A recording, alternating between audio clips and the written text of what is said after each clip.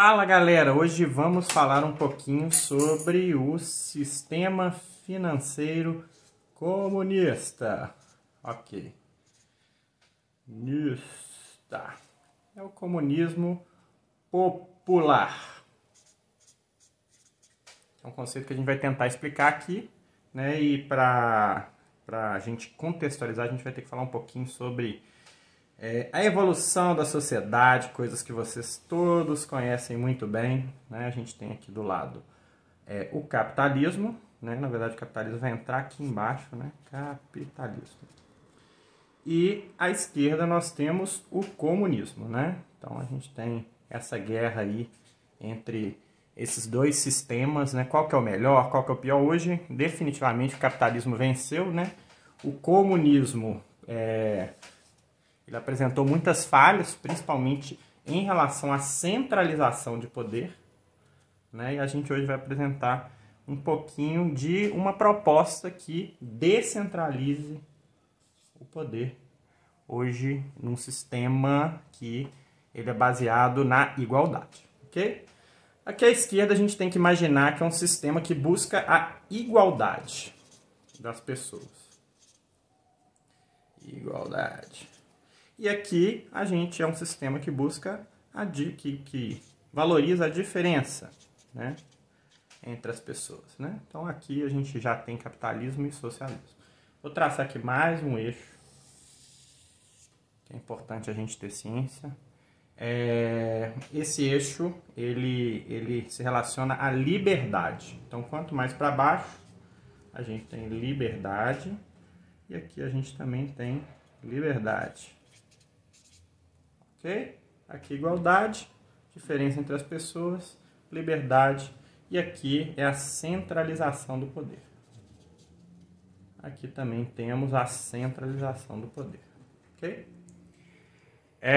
Qual que é o ponto? O capitalismo ele realmente é um sistema que conseguiu ter sucesso na produção de bens, né? Então a produção de bens é toda feita no capitalismo e o grande mérito do capitalismo foi a descentralização do poder, né? Antes a gente vivia em uma sociedade monárquica, em um sistema em que a diferença entre as pessoas era valorizada, não era um sistema que colocavam as pessoas como iguais, e a descentralização deste poder e a liberdade para criar organizações, né, que façam diversos assuntos, empresas e associações, o famoso CNPJ aqui, né? Vou botar uma pessoa jurídica, a liberdade em juntar pessoas para criar organizações com um fim específico, criou um ecossistema em que, né, diversas empresas começam a competir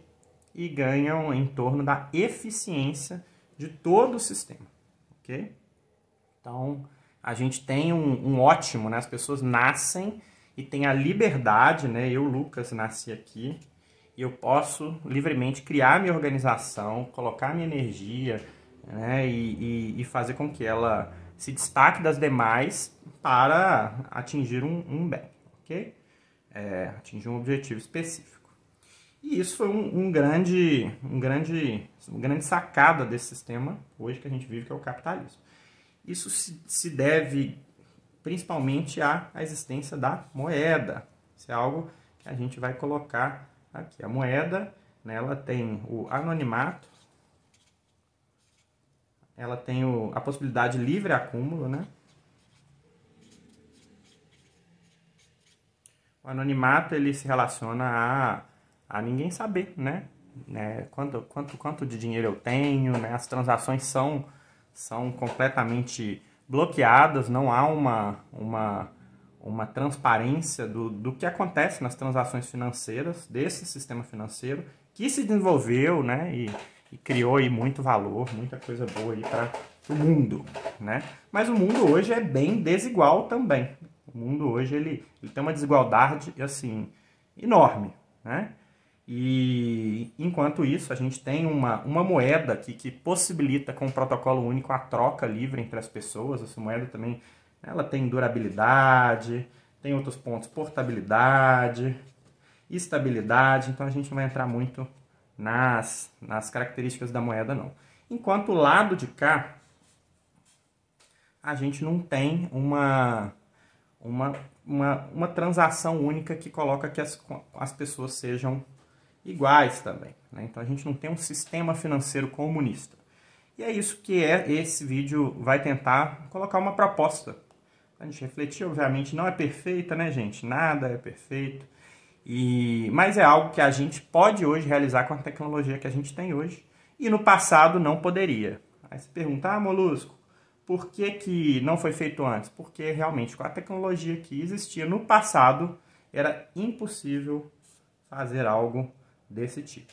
Okay? Hoje a gente já consegue descentralizar um sistema financeiro, aí eu falo comunista aqui, mas que preza pela igualdade entre as pessoas, com a livre transação e troca e valorização das pessoas de forma igual. Então, o capitalismo, vamos dizer assim, que venceu, mas é óbvio, porque a gente sabe que a descentralização aqui são milhões de pessoas fazendo, trabalhando pelo bem próprio, que tiveram sucesso, enquanto aqui era governo, né? O governo antes era autocrático ou centralizado demais. E o comunismo, ele deslocou esse governo para cá, né? Para uma sociedade centralizada que preza pela igualdade, mas que as ações eram tomadas por apenas um ente, o governo, né? E eu trabalho no governo, eu sei que o governo é extremamente ineficiente e é bem óbvio que isso não ia dar certo, né? Imagina só uma pessoa, o governo tem agendas, né? O governante, olha, consegue fazer uma, duas coisas no ano relevantes, né? Você vê o governo federal aí, ele consegue fazer uma, duas reformas relevantes. Se conseguir fazer uma por ano, já é uma grande vitória, porque ele tem agenda, ele tem prioridades. Então, são formados por pessoas que têm né, as limitações físicas de tomada de decisão e não consegue, né, criar valor tanto quanto várias organizações aqui que foram bem adaptadas para a produção de produtos, né?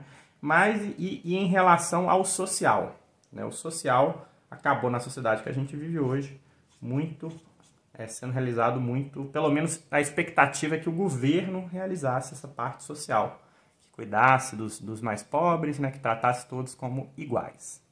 Ok? Mas o governo é uma organização centralizada, única, burocrática, com dificuldade de tomada de decisão, que não consegue fazer de forma efetiva e eficiente todo esse processo. Okay? E quanto a esse quadrante aqui, né, que a gente vai falar sobre a proposta dele, a gente não tem muita coisa. A gente tem sim algumas iniciativas, né? Por exemplo, a possibilidade de empresas apoiarem de forma livre algumas iniciativas. E essas empresas vão ter um desconto, né, nos impostos, né? A gente tem, por exemplo, um caso aí criticado aí pela direita, a Lei Rouanet, que é também nessa linha. Aí, essa lei, ela visa com que organizações não governamentais façam o apoio aí à cultura. Então, é uma tentativa de descentralização, reconhecendo que o governo ele não tem uma efetividade nas suas propostas. Mas não é algo pleno, isso aqui não está na mão dos cidadãos. Então, esses fluxos aqui, eles estão na mão do governo mesmo, né? O governo libera muita coisa, é algo bem burocrático. Então, eu, como cidadão, eu não tenho a possibilidade de apoiar uma iniciativa com uma moeda, que é o que a gente vai falar hoje, uma moeda, vamos dizer assim, comunista, que faça com que as coisas funcionem, né? Então aqui não existe uma diversidade de organizações voltadas para o bem comum que funcionam com a forma efetiva aqui que o capitalismo conseguiu. Então, a descentralização não é plena, ok? Mas a gente tem que falar de uma iniciativa, vamos dizer assim, essa moeda comunista que eu vou falar hoje, ela já foi criada e ela é responsável por grande parte das mudanças que a gente viu na sociedade ao longo dos últimos anos. Então, essa moeda comunista fez tanta diferença quanto, né, a descentralização aí das organizações e para a produção de bens. Então, essa moeda comunista a gente vai chamar de voto. Ok? Então, o voto ele tem um valor, ele valoriza igualmente todas as pessoas da mesma forma. Okay? Então, o voto hoje, a universalização do voto, que foi questionada em certo momento pelos que apoiam aqui a diferenciação entre as pessoas, mas hoje é uma conquista aí da sociedade que faz com que as pessoas se sintam com o poder de mudar o mundo, principalmente olhando esse lado social, sabe? Só que ao mesmo tempo o voto, ele basicamente, você dá um cheque para o governo para ele atuar. Então um cheque aí de vários trilhões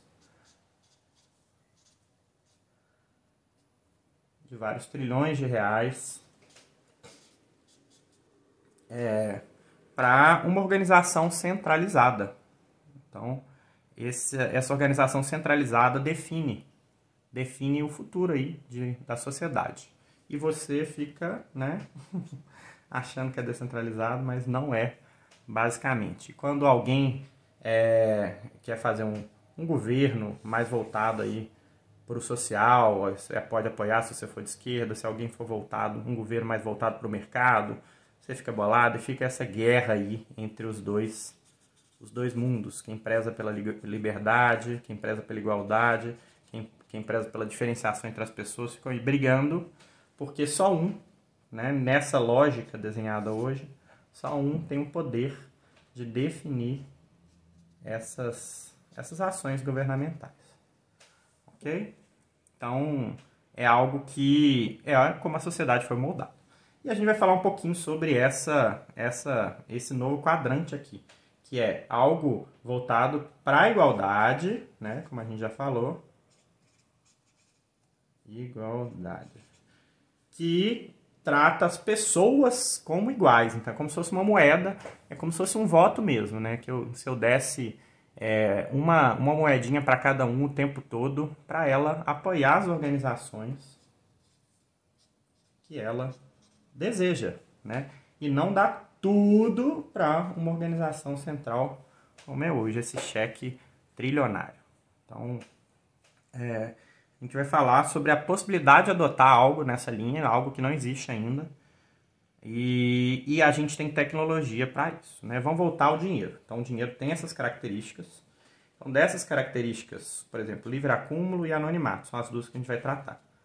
Para esta moeda, ele não poderia ter o anonimato, para as pessoas não utilizarem esse sistema proposto em favor próprio, a gente teria que ter uma transparência total. Que é a moeda comunista. Total, ok? Então, tanto quanto aos gastos, né, algo que hoje é possível fazer. Então, tudo que uma organização voltada para o social, vamos pensar em uma ONG, né, para facilitar o raciocínio com que a gente tem hoje.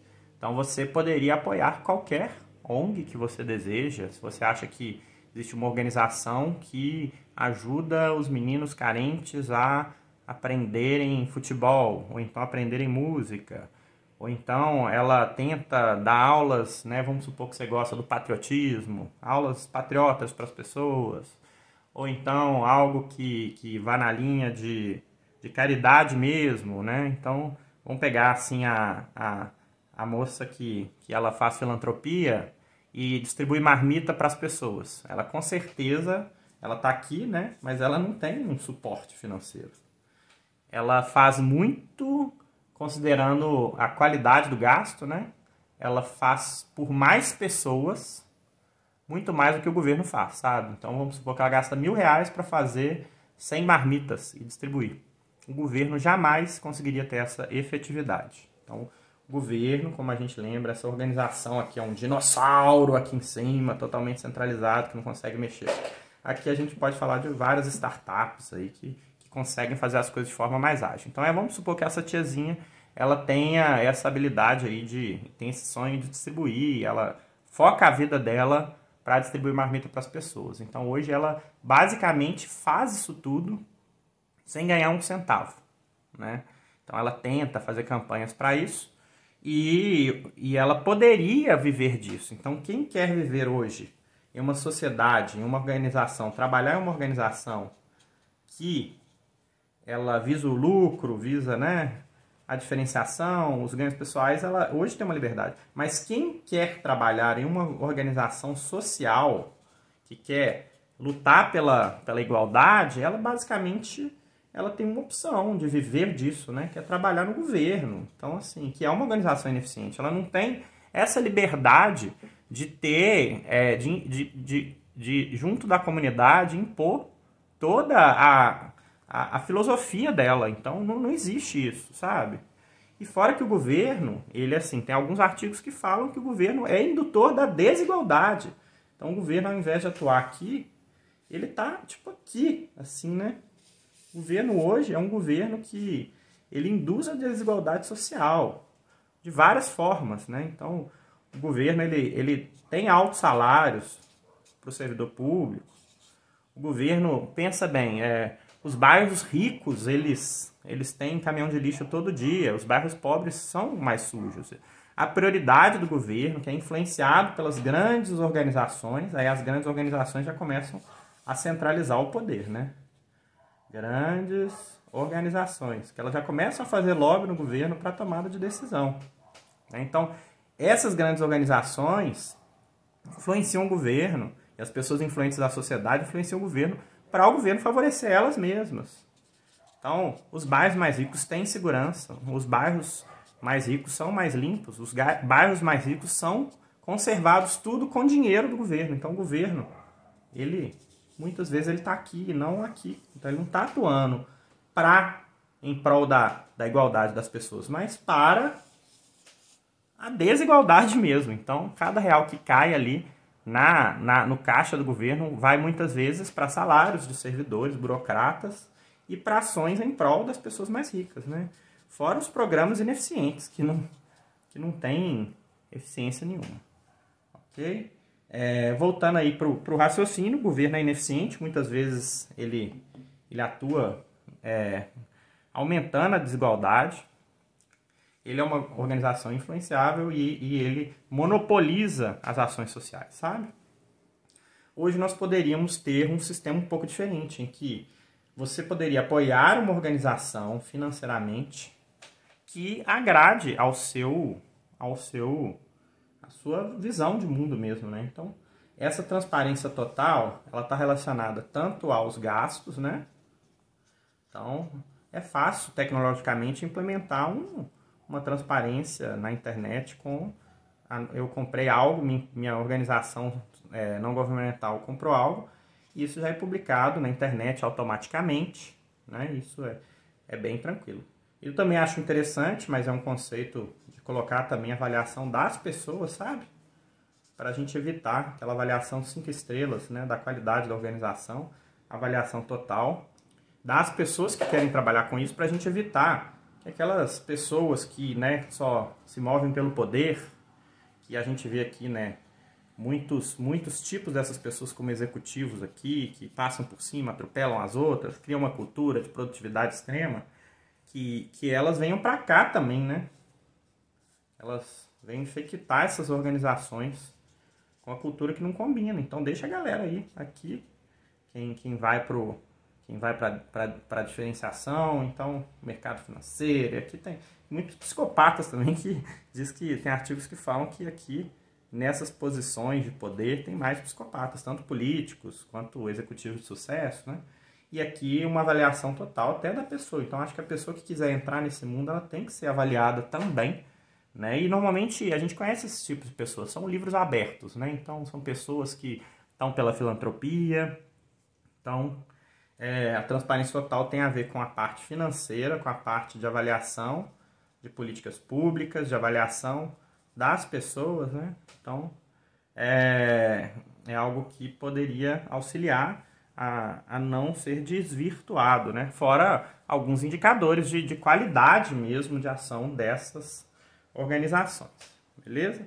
E aí, aqui é livre, viu, gente? Não é? Tem gente que gosta aí de gente com uma visão mais conservadora, apoiar organizações da igreja, né? Poderia vir por aqui. Porque o que todo mundo concorda, tanto esquerda quanto direita, é que o governo é ineficiente, né? Só que a esquerda fala que o governo é refém das grandes organizações. A direita fala que o governo ele é tão ruim que é melhor acabar com ele e deixar tudo aqui, né? Mas aqui ainda não resolveu o problema da desigualdade, sabe? Então, você achar que o mercado de organizações que visam lucro é a solução para desigualdade social, que é um problema social, eu acho que é, no mínimo, né, inocência, né? Beleza. Transparência total, falamos um pouquinho. A gente tem que falar também sobre... Não vai ter o livre acúmulo aqui, né? Então, não teríamos o livre acúmulo. Todas as pessoas teriam, por exemplo, R$1.000 para apoiar uma organização. E essa organização teria todos os gastos, todos os indicadores, né? Tanto salários como funcionários. Então, você poderia, olha, tem uma organização que ela é muito boa, mas a galera lá ganha 20 mil por mês. Entendeu? Então, eu não acho que ela tá atuando, né, em prol da causa própria.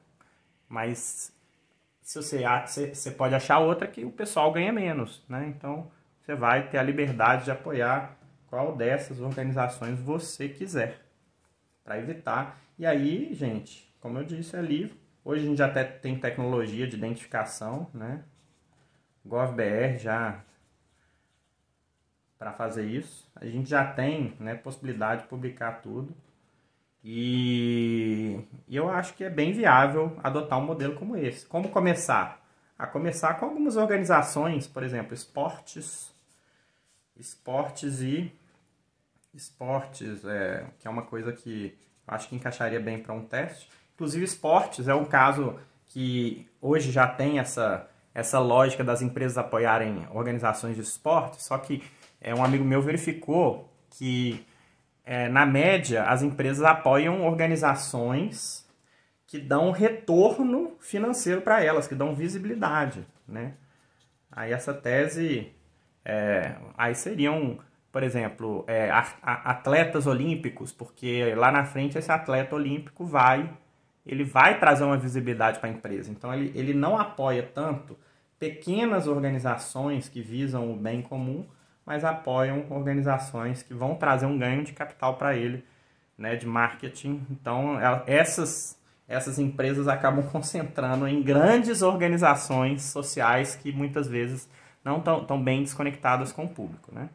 E aí, com uma lógica dessa, a gente pega algumas favelas aí no Brasil grandes, né? Tem mais de 1 milhão de pessoas.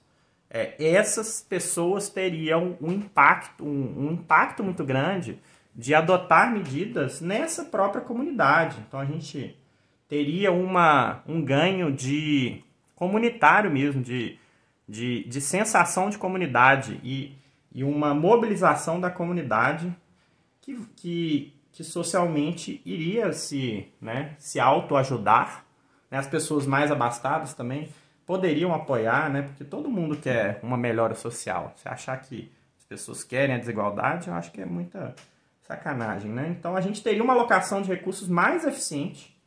Então, se for parar para olhar que os bairros mais pobres têm menos segurança, têm menos policiais, têm menos limpeza urbana, né, e recebem menos investimentos em praças, a gente, se ratear isso por pessoa, a gente vê que o governo gasta menos com pessoas mais humildes e mais por pessoa com pessoas mais ricas, né?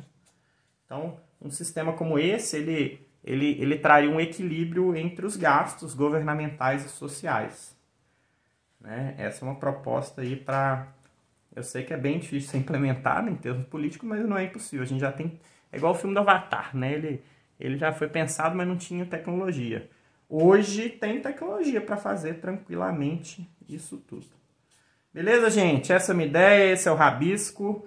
do comunismo, sistema financeiro comunista, que poderia ser uma saída para essa briga que a gente tem, essa briga eterna entre direita e esquerda, que está virando uma guerra. Meu Deus do céu, ninguém aguenta mais. E aí, eu acho que no futuro, vamos supor que isso aqui dê certo. A briga vai ser alocar mais recurso, né? Cobrar mais impostos dos mais ricos para alocar mais recursos na igualdade, ou, né? Ah, não, a gente está produzindo pouco, as pessoas não estão sendo incentivadas a produzir, ou alocar menos recurso na igualdade, sabe? Porque hoje a guerra o recurso vai ficar aqui ou aqui. Se você diminuir o imposto, ele vai para cá. Se você aumentar o imposto, ele vai para cá. Aí depende de onde você acha que o governo está posicionado, aqui ou aqui.